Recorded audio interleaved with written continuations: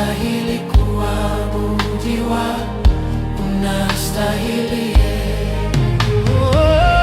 Wewe ni sababu ya maisha yetu, wewe ni sababu ya salama yetu, unastahili kuabudiwa, unastahili.